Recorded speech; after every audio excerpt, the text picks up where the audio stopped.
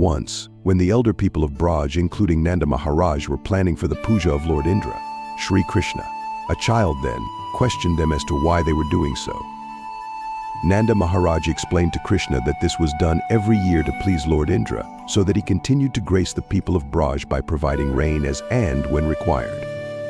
But little Krishna debated that they were farmers and they should only do their duty or karma to the best of their abilities by concentrating on farming and protecting their cattle, rather than performing pujas or conduct sacrifices like this for any natural phenomenon.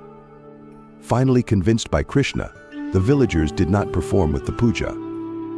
Furious with the inhabitants of Braj for listening to the little child Krishna and worshipping the Govardhan Hill instead of him, Elendra, the king of heaven, decided to punish them by sending terrible rain clouds to flood the land of Vrindavan. Calling the Samavartaka clouds of devastation, Elendra ordered them to lash upon Vrindavan with torrents of rain and thunderstorms and cause extensive floods that would destroy the livelihood of the inhabitants. As terrible rains and thunderstorms ravaged the land and submerged it under water, the frightened and helpless inhabitants of Vrindavan approached Lord Krishna for help. Krishna, who understood the situation perfectly well, lifted up the entire Govardhan Hill at once with his left hand and held it up like an umbrella. One by one, all the inhabitants of Vrindavan, along with their cows and other household possessions, took shelter under Govardhan Hill. For 7 days they stayed under the hill, safe from the terrible rains and surprisingly undisturbed by hunger or thirst. They were also astounded to see the huge Govardhan Hill resting perfectly balanced on Krishna's little finger.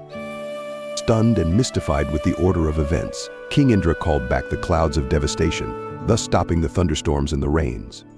The sky became clear again, and the sun shone brightly over Vrindavan. Little Krishna asked the inhabitants to return home without any fear, and gently placed the Govardhan Hill back to exactly where it was.